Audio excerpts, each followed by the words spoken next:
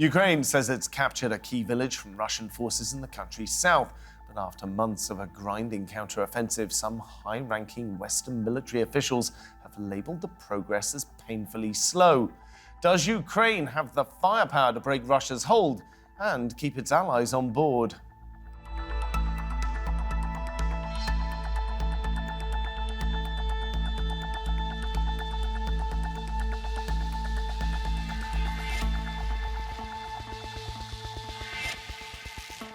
Welcome to Roundtable. I'm Philip Hampshire.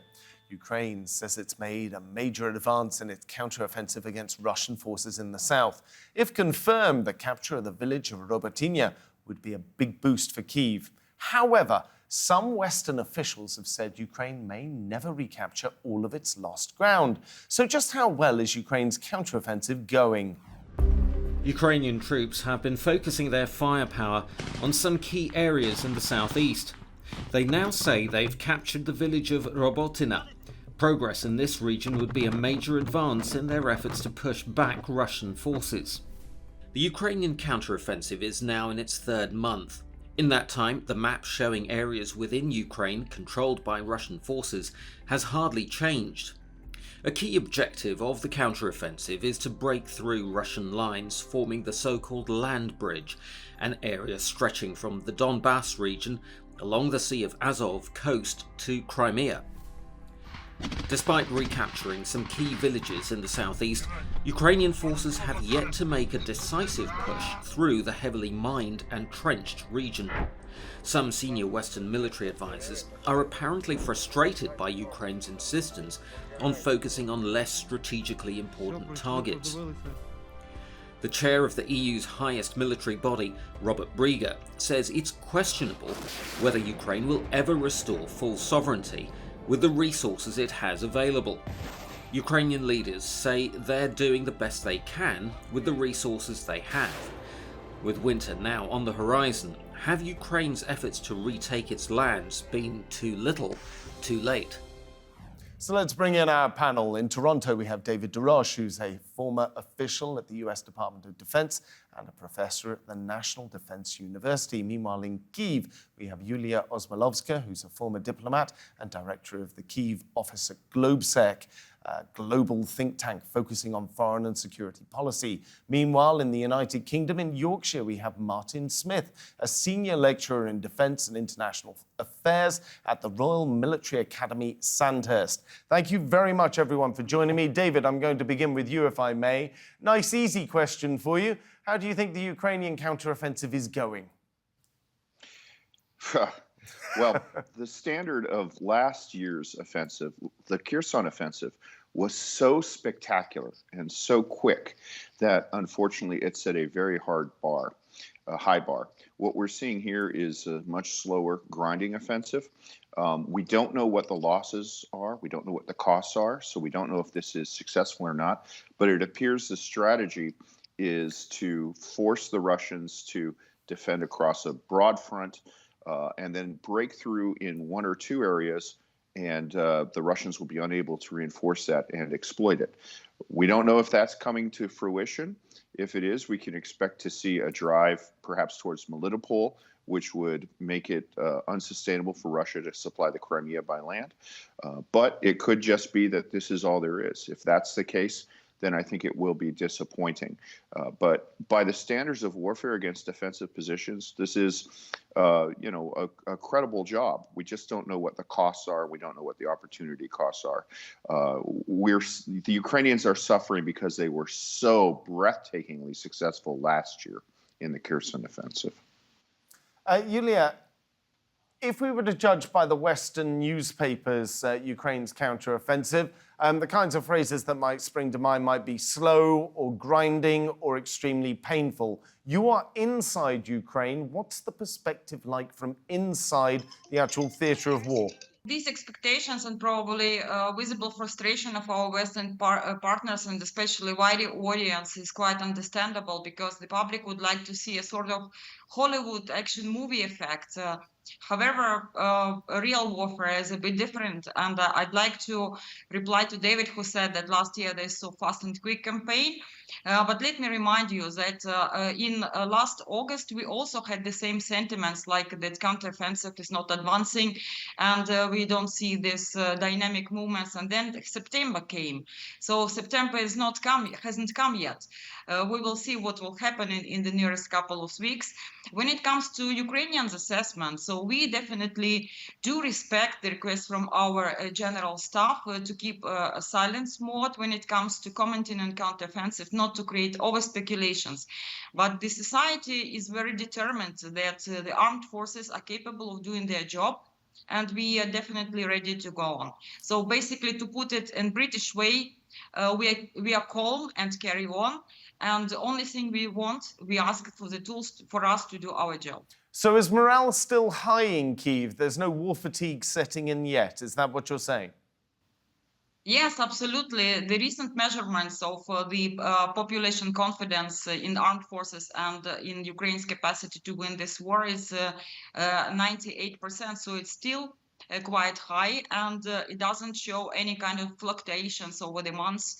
So definitely the society is very much determined that we are on the right track. And we just waiting for the official comments of the general staff, and then we can forward it further to international audience. Martin, But actually the advancement is happening. Yeah. Martin, what's your take on the Ukrainian counteroffensive so far?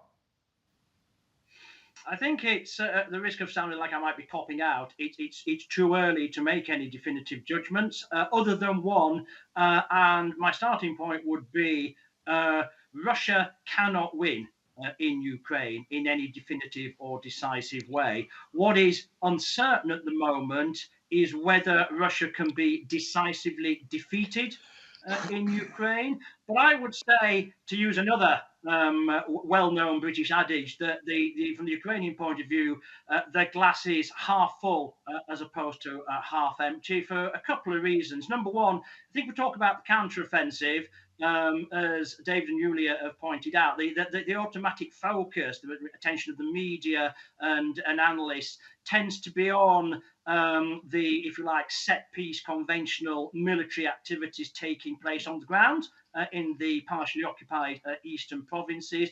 But I think there's two other potentially equally important dimensions. First of all, the resistance activities which are taking place behind Russian lines. Now, obviously, we don't hear, I think deliberately, we don't hear, and therefore we don't know too much about those. And the third dimension, what military commanders often refer to as PSYOPs, or psychological operations, are these attacks, these drone strikes and other attacks that are taking place inside Russia itself. On military targets in border regions and border cities, and of course in Moscow, the center of Mr. Putin's regime. They are not, neither of these two strands in themselves are going to bring about the end of the Russian occupation, but I think they're important elements of the whole, because what Ukraine is engaged in, and we've used the terms grinding and war of attrition is another one that's very often used. What Ukraine is engaged in now is an integrated campaign, it seems to me, ultimately designed to wear Russia down and to wear the Russian army out, so that withdrawal and deoccupation, to use one of President Zelensky's favorite phrases, becomes the only viable alternative either for Mr. Putin or whoever might take over from him in power in Moscow. Right, lots to unpack there. Iulia's got something she wants to bring up, but first, David, I've got to bring across one of Martin's earlier comments and bring it across to you, which is Martin says Russia can't win at this point. Now, from where we are right now, yes, that looks like a defensible position. However, we know that Russia is basically trying to go for a grinding, attritional wait-and-see strategy from here, more or less because they haven't got any other option at this point. If they can carry that through to the US elections in the States, doesn't that give them a potential path to victory if sort of the US electorate turns against sending money and materiel across to Ukraine? Yeah, I think that is the Russian theory of victory. I mean, obviously, Ukraine had the ability to lose the war on their own, but their incredible fighting spirit, organization, battlefield ingenuity has allowed them to carry the war on. But they can't win the war on their own. They're dependent upon significant Western military support if they're going to eject these Russian occupiers from their lands. I think Putin's theory of victory is to drag the war out and just hope that the West either runs out of stuff, loses patience, loses attention, drifts away. And I think he hasn't seen success with that. But I do have to fault many of the Western leaders who have not presented a theory of victory for Ukraine. What they've been doing is waiting for Ukraine to say, we want this item of equipment, say, well, we can't give it to you now, wait for 2 or 3 weeks and say, yeah, we'll give it to you. I mean, we need to be honest and upfront. This is going to be a generational and very expensive project, and it's worth it. But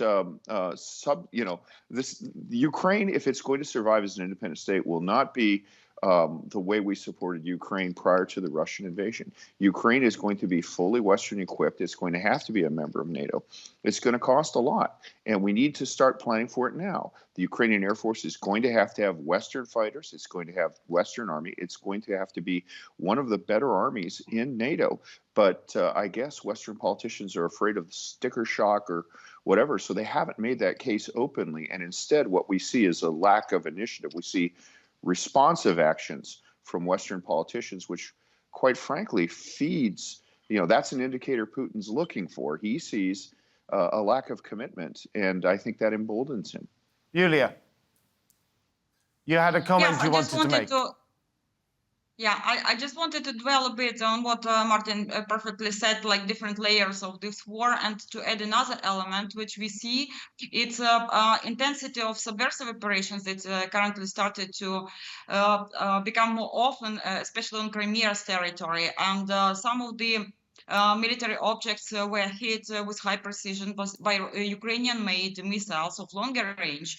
So this is something about the argument that Ukraine is not relying solely on Western supplied equipment, but meanwhile it tries to develop their own military capacity, definitely also with the help of the Western partners, because as you know, Ukraine currently launched a set of security arrangements with the different countries, and already more than 30 countries aligned for this type of agreements with Ukraine. And within each of these agreements, there will be discussions on also how to enhance military capabilities of Ukraine internally by strengthening its military industrial sector.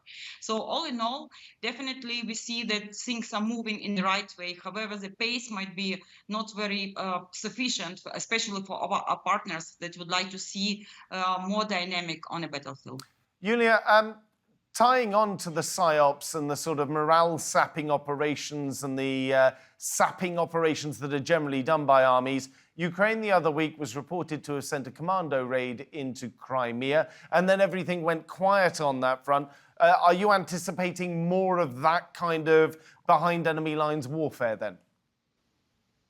Yes, sure, because we see we are tracing these dynamics from the very beginning of the war, and we see more and more of these events coming. And if previously it was about mostly military intelligence directorate of Minister of Defense operations, right now we see more of National Security Service also coming into this battlefield area, and we see more and more attacks made by Ukrainian aerial drones and water drones. So definitely this is something which creates in Ukraine a stronger sense of optimism that definitely the government and the armed forces are doing everything right. David, let me take this to you. Yeah, I mean, Iuliia makes an interesting point, and this is brilliant. The Ukrainians have expanded the battlefield in a way that helps negate Russia's manpower advantage. There is no place safe, and the Ukrainians have conducted attacks that we would have thought 2 years ago were unthinkable. They've destroyed Russian strategic bombers deep within Russia. They have destroyed an S-400 facility, which was thought to be the state-of-the-art Russian air defense in Crimea. And they've basically negated most of the Russian Black Sea fleet are essentially prisoners in Sebastopol and in Novorossiysk, which is in Russia. Those ships are afraid to venture out and can only do under great circumstances. By doing this in commando raids, what it does is it forces Russia to defend areas that it shouldn't have to defend. It dilutes the Russian manpower advantage. It's strategically brilliant, but again, on its own, it can't recover those lands. This is an essential adjunct, but there needs to be more. And let me take this. Gravity providing more is in the West. Let me take this to Martin. Martin, all of these things, they're very impressive on the part of Ukraine, and it's amazing that Ukraine is doing the job that it's doing, but can it get a win from here? That's the difficulty, isn't it? Surely Russia is fighting this war at the moment. It's fatally hobbled by corruption and the difficulties and the undertraining of its own armed forces and equipment that's degraded over time, sure, but they've also not carried out a full mobilization because they've got the September elections, local, regional elections coming up, and so Putin can't risk doing a full mobilization in advance of that. And even after that, he's going to run the risk because he's got a presidential election he has to run again next year. So can Ukraine eke out a win here? I think it's clear that Ukraine can't eke out a quick, decisive win. But going back to my glass half full analogy, I think two key points, if I can, just picking up from the previous discussion. Absolutely fundamental, as I think both David and Iuliia have said as well, the question of morale. And I think we need to acknowledge that one of perhaps the principal reason why the counteroffensive on the ground in eastern Ukraine hasn't been as quick or as dramatic as many people were hoping is because the morale of the Russian army on the defensive has held up so far better than many people were expecting. So I think the great unknown, the great imponderable, and as any military officer worth their salt will tell you, one of the ultimately decisive factors is the question of morale. But where I think Ukraine going forward will have an advantage is it still doesn't have all of the promised equipment from the US and its NATO allies. Primarily, of course, it doesn't yet have, but it's now been very clearly promised, the F-16 combat air capability, which will probably be deployable in significant numbers from spring next year. It doesn't yet have the M1 Abrams main battle tanks that the United States promised early this year. Reportedly only has about half of the Leopard main battle tanks that European NATO allies promised. So there's more to come, whereas Russia, as far as I can see, is effectively fighting, at least in the conventional domain, with everything it's got. And as you said, Philip, Mr. Putin, and I think this is a permanent obstacle. I don't think it's just to do with the forthcoming elections. Mr. Putin dare not risk another mass mobilization, because we all saw what happened a year ago with the first one, even though it was announced as a partial mobilization, 300,000 strong, those that had previous military experience. Nonetheless, by some reports, about 750,000 eligible Russians, mainly military-age males and their dependents, tried to flee the country. Let me take this, hold on, Martin, let me take this to David quickly. David, do you think Vladimir Putin can get away with a mobilization or not? Because if he can get a full mobilization and Russia fully geared up to the front lines, that's going to cause a problem. But he does have these political pressures. He's only 2 months away from, well, we could debate whether it was a mutiny or a coup. Yeah. Well, I think he is doing a mobilization. He's doing it by stealth, and I think he'll continue to do it. He just won't call it a mobilization. One of the things that this conflict has brought into full focus is the fact that Russia is really a colonial empire.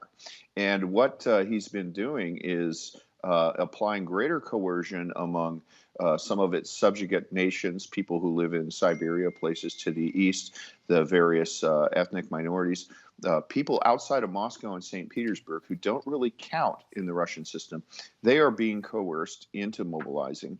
There's, on my Twitter feed, I see all these accounts of localized uprisings, basically, or protests against places like Tuva. But what he won't do is formally do the World War II style mobilization that involves the elites in St. Petersburg and in Moscow. He can manipulate the elections in the provinces, and he can continue to enlist basically colonial subjects to fight, probably indefinitely. The system's meeting some stress. I think that he will, I agree with Martin, declaring a full-on mobilization, I think, is just a bridge too far for him, and I think they're working the margins to avoid that. Iuliia, I've got a clip here from President Zelensky for you. Let's play it out, and then you can tell me what you make of it. I know that we always want the Ukrainian counteroffensive to be faster, and jets can greatly speed up this process because Russia dominates in the air. But we don't limit ourselves to jets. We're talking about air defense systems because winter is ahead. And we understand, like no one in the world does, what winter without electricity is like. Iuliia, this is one of the difficulties. The summer months in Ukraine are usually regarded as the best ones for counteroffensive, but September, as you've mentioned, was when last year's big counteroffensive was. Do you anticipate September will be the big push? If not, are we then ossified all the way through winter until the middle of next year? Well, what is good for Ukrainians, that we are psychologically prepared to any scenarios, even for tactical nuclear used by Russians in Ukraine, or even blowing up the Zaporizhzhia nuclear power plant. So psychologically, we understand that this might happen, and there are even some instructions sent by the Minister of Health and other emergency services what to do in this kind of critical situations. But this is rather like an extreme example. But getting back to your question directly, yes, we understand that the counteroffensive might be dynamic, might be not, and that we might also drag into next year of the war. But the good thing is that we already got this first shocking experience of critical infrastructure bombing and cold and blackouts in winter. But a lot of Ukrainians have been prepared for this already by buying the private generators for their houses, and also on governmental level, the emergency services and the Minister of Energy, they actually redesigned the work of these electricity grids networks to make them more mobile, less centralized, and the capacity of the economy and electricity to actually show stronger resilience than it was last year, I think is there. So definitely we are capitalizing on the sad experience that we had last year, and definitely prepared for this scenario, case B scenario. Martin, if we look at where the Ukrainians actually have made a push forward, say around Robotyne, there's a bulge in the lines there. Most people are aware of the fact that the Russians at this point have put in 3 defensive lines of sort of trenches and other sorts of fortifications. By getting to Robotyne, the Ukrainians have broken through the first line of Russian defenses. I think the concern was, exactly from the Ukrainian point of view, was exactly as you've described it there, that they managed to make a breakthrough, they managed to create a bulge, as you say, but they haven't yet managed to consolidate it. So they've paused from the point of view of consolidating what they've got, securing the bridgehead, if you like, before attempting to push on. And the reason for that, I think, is most analysts who look at what's happening on the ground will agree that the decisive, there are basically 3, or have been 3, so-called axes of advance that the Ukrainian army has been interested in since June. But the decisive one is most likely to be the southern one, the one that's aiming to get as close to the Azov Sea coast as possible, to preferably sever or at least threaten the so-called Russian land bridge, linking mainland Russia with Crimea, and also bringing Crimea itself within reliable range of Ukrainian artillery systems. So I think the pause is an intentional one. I think it's designed to allow Ukraine to consolidate. And I think it also shows, going back to the quote from President Zelensky, and as Ukrainian representatives have pointed out countless times, and Iuliia made reference to this earlier on, this is not a movie. We're not working to a time limit here when at the end of the presentation, after a burst of intense dramatic fighting, the good guys will inevitably win. This is real war. And the Ukrainian point of view, I think quite rightly, is fundamentally we need to do this not quickly, but we need to do this properly in order to achieve our ultimate ambition, which is to weaken Russia to the extent where it has no realistic alternative but to withdraw. David, Iuliia, Martin, it's been an absolute pleasure having you on the show today. Thank you very much for coming in. Remember, you can see more discussion and debate if you head on over to our YouTube channel. Just go to YouTube and search for Roundtable TRT World. But for now, from me here and the entire team, thank you for watching and goodbye.